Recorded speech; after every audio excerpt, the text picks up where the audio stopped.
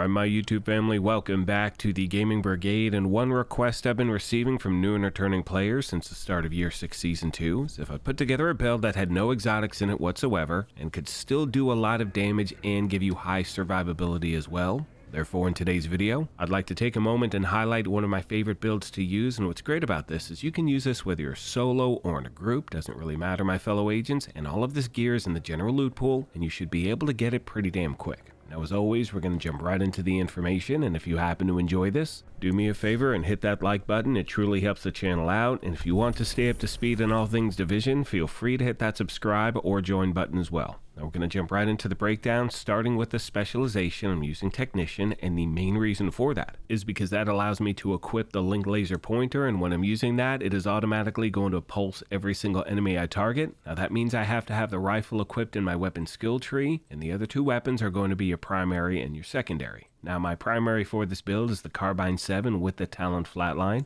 and if there happens to be another weapon you'd rather use in its place, feel free to do so, but the only stipulation is that any weapon you equip has to be a long-barreled weapon, because otherwise you will not be able to use the linked laser pointer, and that's the entire point of using the Technician specialization. Now, as I said, I'm using the Talon Flatline, and that is going to amplify weapon damage by 15% to pulsed enemies, which is every single enemy that we're targeting. Now, my secondary is the ACS-12, and I have the Talon Close and Personal. I made a mistake. That should be the Talon Flatline, but the entire point of using this weapon is to build those stacks for the HeartBreaker gear set as quickly as possible, and I will show you an example of that at the end of the build breakdown. Now, you can see, like I said, I'm using the ACS-12, but if you happen to have the Rock and Roll Shotgun, you definitely want to use that instead, because that is going to help you build those stacks much faster. But as I promised at the beginning of the video, I didn't want to have any exclusive items in this build, so that's exactly why I'm using the ACS-12 in the footage. Now moving on to the gear itself, you can see I'm using 4 HeartBreaker, 1 Overlord, and 1 Petrov. Starting with the mask, it's the first of 4 pieces of the HeartBreaker gear set. We're running all 4 so we get all of the gear set bonuses. 2 pieces 15% assault rifle and LMG damage, 3 pieces 15% weapon handling, and 4 pieces Heartstopper. Headshots apply pulse for 5 seconds, but again, with the linked laser pointer, every enemy is going to be pulsed. Weapon hits on pulsed enemies are going to add a stack of 1% bonus armor and 1.1% weapon damage. The max stack is 50, and what I'm trying to do on all of these pieces of gear is stack crit hit chance and crit hit damage everywhere I can. Now making our way to the body armor, it's the second piece of HeartBreaker, and we're using that so we have the Talent Max BPM, which is going to double the amount of max stacks, so we go from 50 to 100. And for those of you out there who do not need those extra stacks, put a piece of Fenris here and swap out, either your knee pads or your gloves for that 4th piece of HeartBreaker. Now moving on to the holster, 3rd piece of HeartBreaker, again stacking that crit hit chance or crit hit damage, which now brings us to the knee pads, which are the Fox's Prayer. Still one of the best in the game because of that middle attribute, 8% damage to targets out of cover. Right above that, we have the Contractor's Gloves, middle attribute, 8% damage to armor. And last but not least, my fellow agents, we have the HeartBreaker backpack, and because we're using the bag, we have the Talent Cold, increases bonus armor gain per stack of Heartstopper from 1% to 2%. And as far as my skills are concerned, I'm using 2 of my favorite in the game. We have the Assault Drone because it's a great distraction to NPC and puts out damage as well. I'm also using the Crusader Shield because that allows me to get close to those NPCs, use a shotgun, build up those stacks. Hope this video helped you out, my friends, and as always, questions, comments, or feedback, please let me know, and I will do my best to get back to you as quick as I can. Now, as I start to wrap this video up, one thing I strongly recommend to new and returning players is really get used to this build. See how it performs. Go down to the shooting range, get a feel for how long it's going to take you to get to max stacks when you're close to NPCs, because in my opinion, once you have a feel for the build, then you can start to tweak it to your liking. You can add more armor, more weapon damage, whatever it may be. On that note, I'm going to leave you with some gameplay footage. As always, I want to thank you all for your incredible support of this channel. I sincerely appreciate the privilege of your time. Please let me know of any other questions you may have I did not address. Most importantly, my friends, take care of yourselves, be kind to each other, and I'll see you in the next one. Thanks again, everybody. All right, my fellow agents, who stuck around to the end of the video? Raise your hand if you did. Anyway, a lot of you have reached out asking me to put together those automatic rifle builds, talk about the different modifiers, things like that. I will be doing that this week. We are finally getting title update 22.1.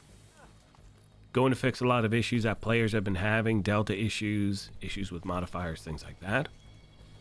That should go live tomorrow. I will keep you posted.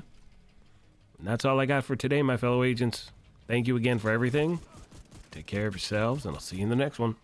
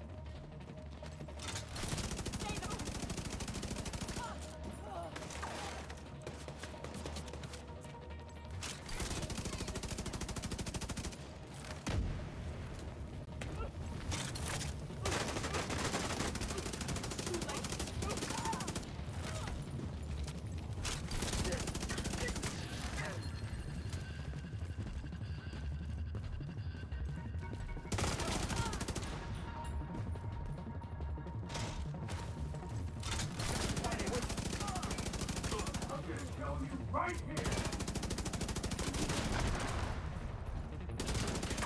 No, no, no! Fuck!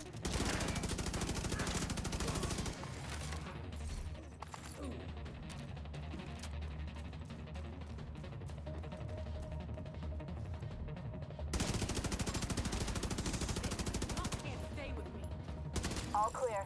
I repeat, the compound is all clear. No, that can't be all of them. Check the interior while I get Henry's people to maintain the perimeter.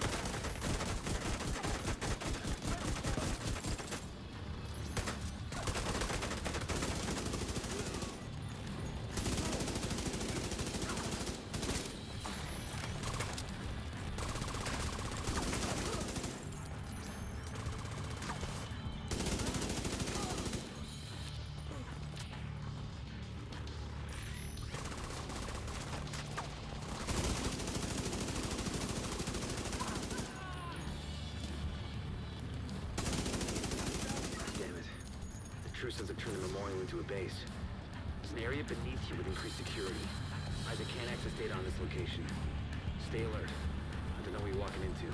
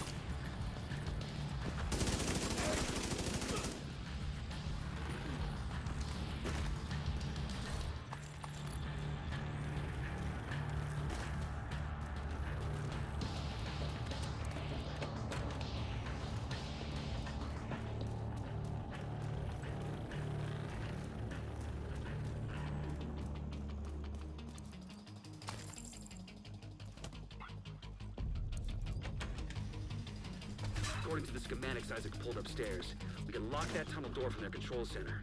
That should keep them from being able to transport those boarders loaded with TC-62.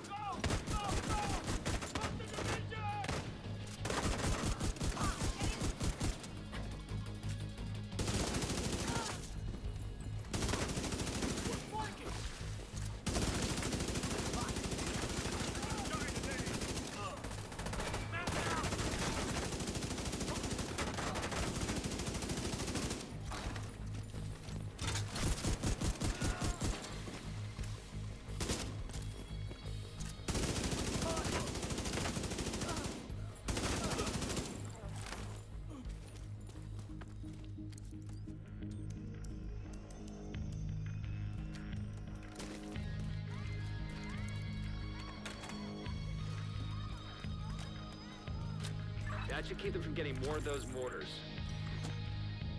You think closing the tunnel is smart? Fuck you! You lots of stuff doing this. I'm a big rock down here.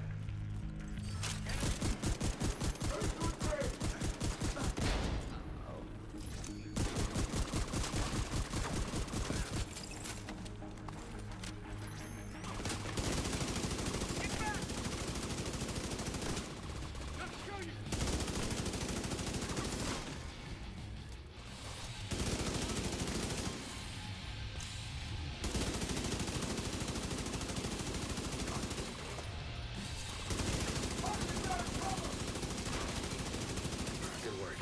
Go on and head back up. The team from the campus has taken position inside the memorial.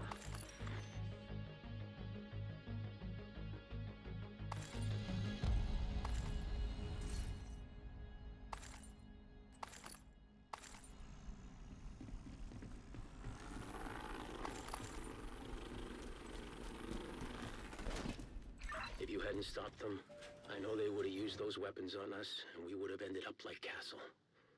I can't tell you how relieved I am to have you on our side. Thank you. Today, we dealt a great blow to the True Sons infrastructure. We confiscated a massive cache of chemical weapons and eliminated a stronghold near the campus. You should be proud. You saved a lot of lives today.